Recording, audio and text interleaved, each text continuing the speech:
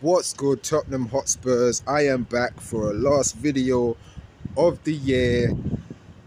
Wipe your feet at the door, take off your shoes, hang up your coats, pour yourself a drink of some whiskey or some rum or some champagne. I'm gonna probably be swimming in a bath of all of that. Bro, how is everybody feeling right now? Because Tottenham 2, Wolves 2 at the Lane, and we have now gone like how many home games without a win since Aston Villa. So basically, the last time we had a home win in the Premier League was when we beat Aston Villa in November. That was our last win. We are 2 wins in 10. 2 wins in 10. We have lost 9 games, drawn 3 and won 7 at the end of this year. Now, I don't know what everybody is seeing, but from what I'm seeing, that's not good enough, bro. We are free falling down the table, and everybody is basically saying, oh, but we're only 5 or 6 points off from the, because a couple of weeks ago it was we're only this much amount of points off from the top 4, and then a couple of weeks after, about a week after that, couple of weeks after that, oh, we're only this much points from top 5. Oh, nah, this weekend, oh, we're only this much points from 6th place. Bro, which one is it? Can you lot stop moving the goalpost? Because if you look down, we are not far from the relegation spots, bro. We are 3 points ahead of, West Ham and bro, all I'm seeing right now is where we are in the table. It could be a problem in the next 3 weeks. It could be a problem in the next 3 weeks, because in the next 3 weeks we have Newcastle in the Premier League. We have Newcastle, who just finished beating Manchester United 2-0. We have Everton, who are just starting to make themselves a little bit harder to beat. And let's be honest, Tottenham can't deal with low block teams anyway, so we all know how Sean Dyche is going to play against us. Every single player and their manager and their children and their grandmother and their dogs and cats are saying how to play against Spurs, because they all know how we play. Yeah, we know how Spurs play. We know how Spurs play. So after Everton, we have a North London derby, people, against the Arsenal. It's going to be great. I'm looking forward to it. Because I'm telling you now, if anybody thinks we will be finishing in the top half of the table with this manager, I don't see it. I do not see it.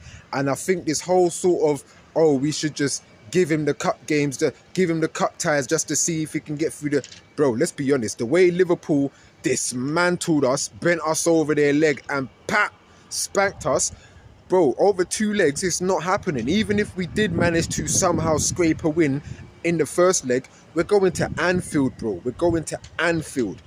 I don't see it happening. And you know what makes it even worse? We still need to go to Anfield in the Premier League. We've still got to go to City in the Premier League. No, we don't. We still got to go to the Bridge in the Premier League. This is what I'm trying to say, bro. We still have so many big games against the big top teams who we still haven't managed to beat under Postecoglou. So I don't see where our next 3 points are coming from, people. I'm being honest. I don't see where our next 3 points are coming from. The game yesterday, I managed to watch 60 minutes of it before my internet decided to just start playing about. So again, I switched it off because I wasn't too impressed with the game from what I was seeing anyway. I wasn't too impressed. Wolves were handling us. They were keeping possession. They were handling us very well. Our players were all over the place, didn't know where they were supposed to be on the pitch. And you know how I know they didn't know where they were supposed to be on the pitch? Because Bentancur and Solanke clattered into each other, both of whom trying to take a shot, and none of them saying, no, the ball's mine, no, the ball's mine, no, the ball's mine. So they clattered into each other. But before that, it was pretty good, nice play that they put on before that whole clatter happened. And then let's move on to Udogie now, shall we? Because the manager likes to talk about all of the injuries that he's got right now that keep stacking up, which is his fault. He doesn't want to admit it, because there was a tabloid news that I saw from a Spurs channel earlier on yesterday morning where basically Postecoglou had the same issues while he was at Celtic with a plethora of hamstring injuries, and he's stuck to his guns then as well. He said, nope, not changing it for nobody. Brethren, you can do that in the Scottish Premier League because nobody's challenging you while you're at Celtic. Let's be honest, you cannot do that in the Premier League because everybody is out for blood in the Premier League. We've seen it already, you know what I'm saying? So that whole excuse of all your injuries stacking up, that's all your issue and your problem because you refused to rotate your team at any point during the season up until you had no choice because you've got all of these injuries. You could have been making subtle changes to a few of the players in games here and there. So for instance, like with the Romero and VDV, you could have had them playing 3 games each, and then, yeah, you know what, Romero, now you're going to settle down on the bench for 2 games, and we're going to put Jaggerson in. After 2 games, Van der Ven, you chill on the bench. Romero, you come in and pair up with Jaggerson. You know what I'm trying to say? But instead of that, we've done what we've done, got on all of these injuries, and then even then, when VDV and Romero came back, you pushed them straight into a Chelsea game. Not even just one of them.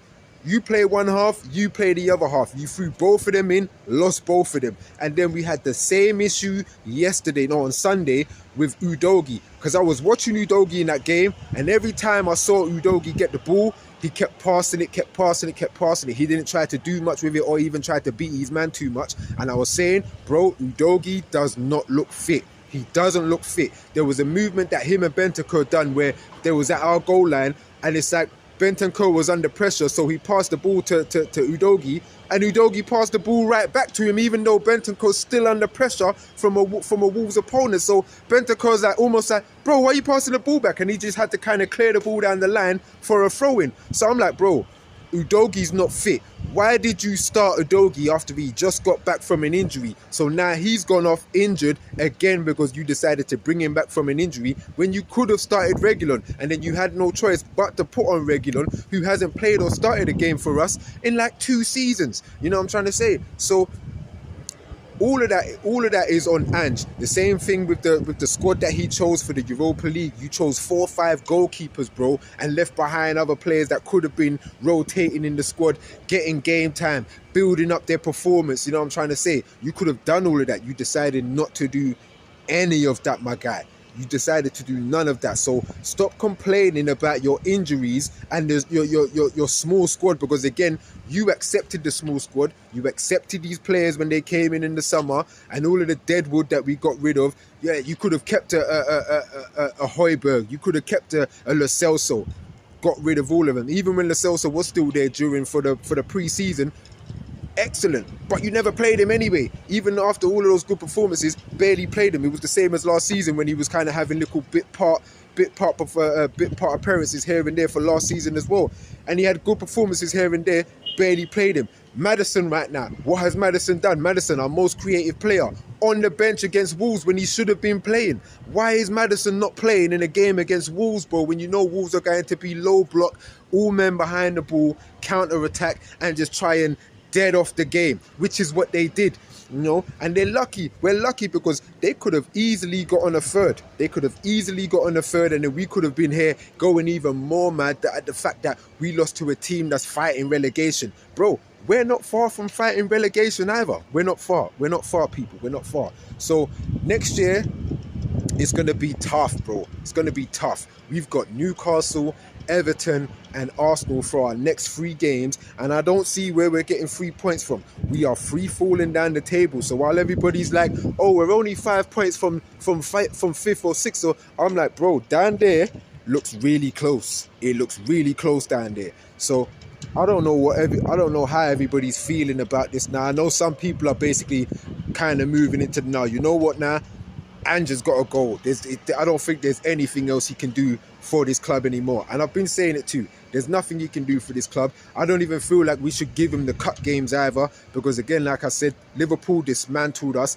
I already kind of see that semi-finals as a throwaway. But again, like, some of us Spurs fans, we're desperate for some sort of trophy success, bro. But then you have another section of the fan base who are trying to call us out because we want instant success. Like, bro, how much more patient are some of you fans going to be, bro? Like, how much more patient are you going to be? Because we had that nice little time that we had on the potch, should have won a couple of trophies, didn't. And then we brought in Mourinho, should have won some trophies, didn't. Brought in Conte, should have won some trophies, didn't. And then now you're telling me I have to deal with a youth project? I have to deal with a youth project. It's a process. It takes time. Brethren, I don't have time no more, fam. I don't have time no more because Tottenham Hotspur Enterprise, that's what they are, not Tottenham Hotspur Football Club. Tottenham Hotspur Enterprise is, bro, it's wearing us all down, bro. It's wearing us all down. Some of us are saying we're falling out of love with the club, and slightly kind of are, you know what I mean? But it's not saying that I won't watch a Spurs game, because I'll always watch a Spurs game, you know what I mean? I'll always watch a Spurs game, but my gosh, it's hard to sit down and watch Spurs games right now. It's very, very hard to sit down and watch Spurs games, people. It really is, man. So next year we need to start turning up. I don't think we're going to do much in the transfer window. I really don't believe so, because we've already got some people coming back. I think the only thing we might do is probably call back some of our loanees that are out on loan at the moment. I think that's the only thing we're going to do, because right now, man like Sith Lord Levy is happy with his galactic empire, because that's what he's built at Tottenham. He has built a galactic empire, and he isn't going anywhere until somebody flies an X-Wing into his shit and blows it up.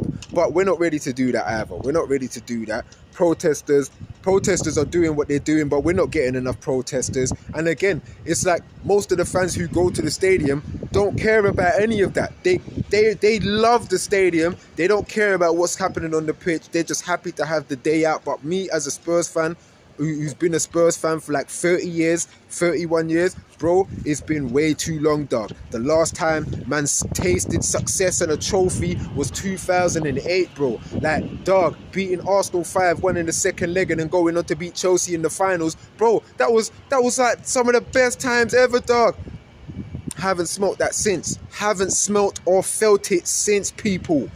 What are we doing as a club, man? We are so dreadful, so void of any sort of emotion amongst the fans, because the fans are now just like, either they're fans of Ange or they're fans of Son. And speaking of Son, again, like I said, the man looks like he's done with Tottenham, bro, because the penalty miss on Sunday was weird. It was absolutely weird, and then he went missing for the entire game after that as well. Son, I don't know why he still starts games when he should be on the bench, whether he's tired or not. Just put him on the bench, bro. Just put him on the bench, because Son does not look like his heart's in it anymore, man. People, I could go on for a little while, but I don't want to. It's New Year's Eve right now, you know, so I'm going to be back again, people, when the next game comes around in the brand new year of 2025. I hope everybody has a great new year. Don't get too wasted because of Spurs. Don't let Spurs upset you. Don't let Spurs destroy your entire week, because I don't let them destroy my entire week. I just come on here and like to have a quick little rant about this galactic empire that's masquerading as a football club. That's what I'm doing, you know. So yeah, man, people, man, if you enjoyed the video, as I said, wipe your feet at the door, take off your shoes, hang up your coat. I think the drink's probably all done now, innit? But yeah, man, people, man, I'll be back again next year. It is what it is, man. It just is what it is. But that's me, people, man. I'm out.